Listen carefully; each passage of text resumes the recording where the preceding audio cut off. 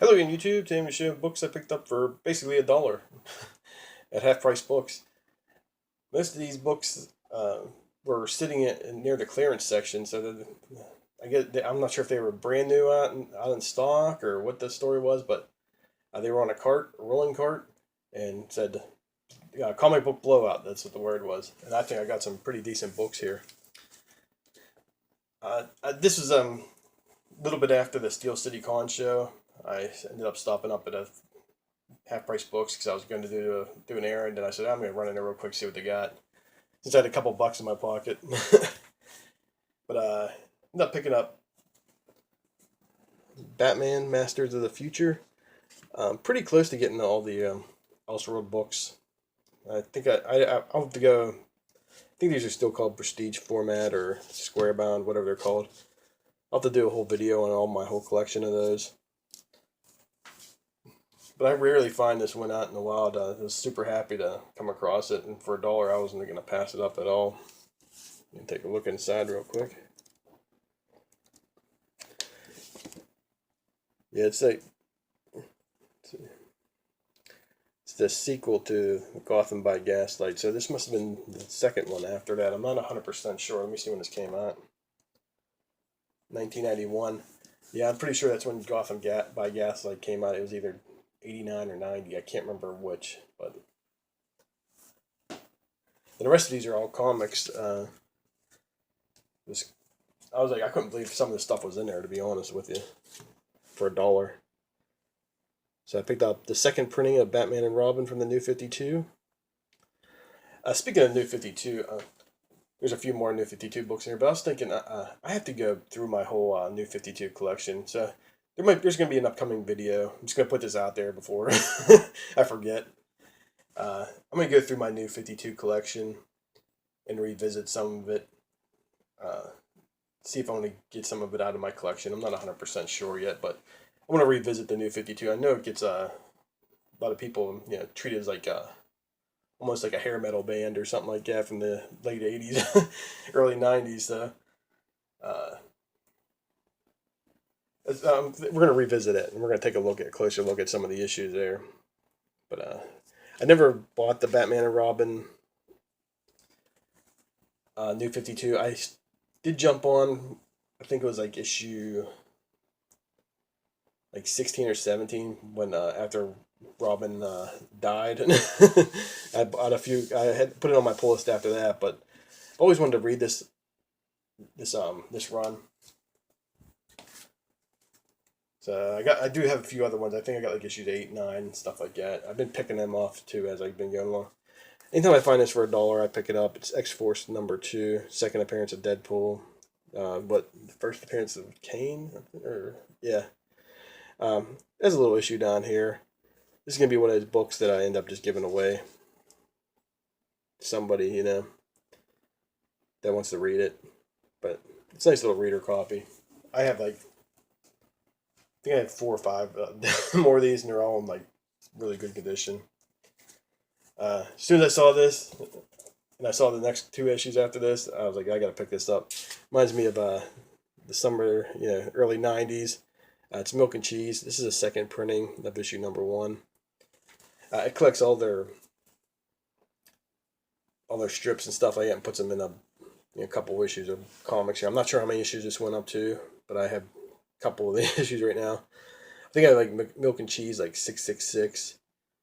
I think I have another one too, but yeah, we always loved this. It reminds me of my buddies back in the 90s. They were all into this stuff. Always looking for like underground stuff, underground books, stuff that you couldn't find basically on the spinner rack at the drugstore. So anytime we found any of this kind of stuff, we always picked it up. I thought this was pretty cool too. Special weight ink second printing. So I ended up picking up the other #1, aka issue 2. Yeah, it just reminds me of that time, that early 90s, having MTV on in the background, listen to Faith No More, And here's the fourth #1. So you can tell this is right from the time this came out. I'm not sure if these were out in the early 90s or not. Let's take a look. We'll open the first one with the special white ink on it. I seem to remember this, but I don't remember the exact issue here. So that we had, I remember, I thought we had it like my buddy. He had it in the trade. We all, we all used to read each other's books and stuff like that. There we go. So it came out in 1991. But yeah, I sort of remember it being almost like in a trade paperback format for some reason. I'm not sure why, but yeah, that was 30 years ago, so memory might not be as good as it is. As good as it should be. Yeah, the fourth number one, or was it? No, I already showed that one. The other number one. So I got 1, 2, and 4. So I'm not sure if there's an extra one. Here's another book you should never be paying anything above $1 the cover price for. Even though I'm a huge fan of this character. It's the Avengers No Surrender, issue 684. First full appearance of the Immortal Hulk. This book was going for anywhere from $15 to $25. I picked up, I think I got like 3 of them now, and I think I paid a total of $5 for all of them. So they're out there. You just gotta find them.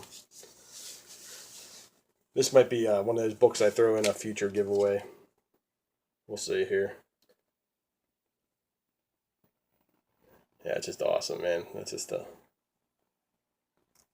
yeah, the Immortal Hulk. I mean, that's been a really decent book to read if you're looking for something, especially the first 15 issues. I mean, it's been really good. Not that the other issues, but I've really was enjoying those.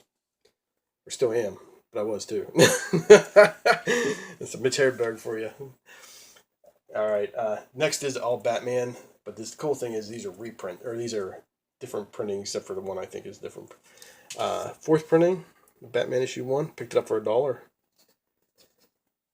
The higher prints in this run is pretty can be pretty tough to track down, and when you can find them for $1, I mean, you got to pick them up. So the only printing I'm missing of this, I already have a 4th printing. You can tell right there what the printing is here with the last number. It's a 4th printing, and it's got a little something there, but I already own a copy, so I still need the 5th printing. I'm still trying to track that down. Eventually, I'll just run into it. Batman number 3, the 2nd printing. I already own a copy of the 1st and 2nd print, so I always thought there was a 3rd printing of this, but I think there was only 2. Just love this storyline too. And again, I'm thinking about doing that New 52 revisit, I guess I'll call it. Yeah, I'll call it the revisit. Revisiting the New 52. If I had to pick a series of the what were these, the teens, I guess, 2000 teens. Yeah, I put Batman the New 52, especially the first 40 issues, up for one of the the best of the decade here. I mean, is there any other series? I mean, Batman Rebirth. I mean, it's comparing it to New 52. I mean, there's no comparison. The New 52 was way better, especially those first 40 issues. I mean, once you got into the mech or whatever that's the robot Batman, it started tapering off a little bit, but I mean, it still was more enjoyable to read than the last 15 issues of Batman have been. Then again, issue 75 of Batman Rebirth has been pretty good too, though. Here's a 3rd printing of issue 4. So this is awesome, man. I love getting different printings. I mean, I'm just dork for that stuff or whatever you want to call it. But I always love getting the different printings. The cool thing about when they just did these printings too, they did a lot of different coloration of it. Like I believe the white number 3 was an all white background. So this is probably one of my favorite covers here, issue 6, and this is a 2nd print. Capullo, man, nobody better in this past decade either, especially drawing like horror stuff. Just can't pass that up. And again, these are all $1. I mean, I was like, there was still a bunch of other stuff I left behind. I let somebody else have it. I didn't want to pick up. Yeah, I ain't no hoarder. But anytime, speaking of not being a hoarder, but anytime I see issue 7, I always pick it up, especially if it's under cover price. First appearance of Harper Row. She's one of them characters I think might become eventually a breakout character eventually.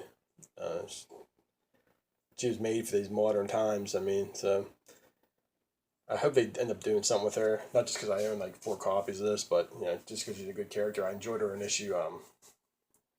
What was that? She was in issue 12. What was the other one? She was in 28, I believe. She became the new character. But yeah, anytime I find these, I just pick them up. All right, we're getting towards the end here. Last one. Batman issue 13. This is a 3rd printing. Let's make sure. Yep, 3rd print. So yeah, this you might remember this cover from one of the die cuts and stuff like that. So that's the whole reason why this is the I think the 3rd printing. I think the 2nd printing also looked like this. I can't. The newsstand just had if I remember correctly, the die cut, but when you opened it up, it was like a picture of Batman. I think the newsstand was that. So it was die cut. There was a 2nd printing of this, and this is the 3rd print. But I love this cover so much. Super happy to have it in my collection here. Alright guys, thanks for watching. Check out my Instagram, I'll leave a link down below. Try to think. I have another discount comic book service coming up. Hopefully I have that by Saturday or Sunday. I'll probably put it out. And I might start putting together that New 52 revisit. I think it's time to. It's been a couple years, man. And we're going on 2 or 3 years now. So it's time to revisit. Let's go back and look at it. Might do a start-up video and go from that. Like what I remember about it. This was an exciting time to be in comics, though.